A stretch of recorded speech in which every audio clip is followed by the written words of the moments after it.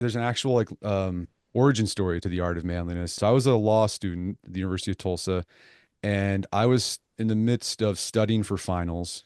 And I went over to the Borders bookstore that's nearby our house and just take a break. And like I always did, I think I'm sure you did this too. When you went to a bookstore, you just go to the magazine section Yep. and go look at the men's, look at the magazines. So I was in the men's section and I was looking at these covers and I was realizing, oh my gosh, these things that it's always the same thing every month. It's like how to get six pack abs, um, articles about how to have a vibrant sex life. It was all about Right. how to the latest expensive clothes you need to own, the watches, the trips you had to go on. And I remember looking at this like, you know what, this doesn't really resonate with me as a married broke law student. I was like, this, there's got to be more to being a man than this. And I thought, why don't I start the men's magazine that I'd want to read? Yeah. And so that's what I did. At the time, this is when blogging was taking off. And I'd been doing some blogging before that, this time. And I said, you know what? I can just buy a domain name, uh, load up WordPress and start writing. And that's what I did. So right there, I had a Moleskine, pulled out my Moleskine Notebook. notebook Yeah. Yeah. and I started generating like article ideas that I'd write about, categories that would be in this website. And I started generating title or the names of the websites. That's the most important thing, the name. That's the most important thing. And so I remember when I was in college, I'd read this book called The Manly Arts, which is about 19th century bare knuckle boxing. I thought that'd be cool. And Yeah. I was thinking, I want this kind of like a vintage feel, like reminds me of my grandfather, Theodore Roosevelt. Yeah. Kind of a So John L. Sullivan pose. yeah, John. And I was like, yeah, I think it'd be cool to have like a 19th century boxer. And I didn't even know who John L. Sullivan was at the time, but I was like, I want a bare knuckle boxer as my logo. And so I put the Manly Arts and it's like that doesn't sound good. And I was like, well, how about the Art of Manliness? Yeah. That's got a ring to it. It's clever. Um, so that's what I did. And I went home and I told my wife, I was like, I got this great idea for a blog. I think it's great. And she was like, you need to study. Like you're in law school. You need You're to, right.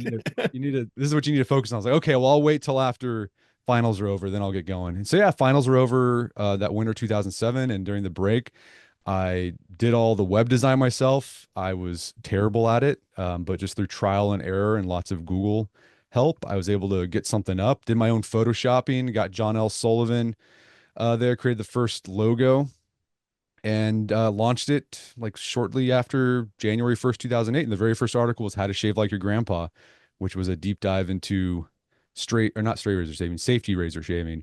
Yeah. And yeah, that's how it started. And I just was publishing 3 times a week because I was busy with law school and law review So and you were basically, it was like a blog. You were just writing it these was a things. You blog. Yeah, weren't, it was yeah. text articles. That was it. And it really what took off.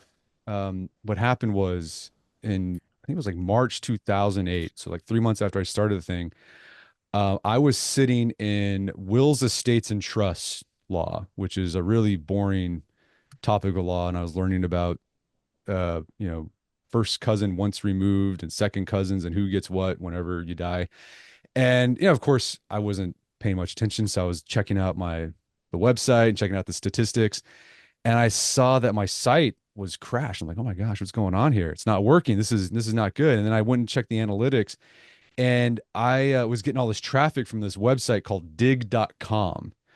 So for those who Ah, you don't remember, dig.com was one of the very first social news sites. And so the premise of this website was people would submit articles they found online, and then people would give it a dig, which is basically a vote. Like this is great, and then it eventually made it to the front page of Dig, and this had a huge audience.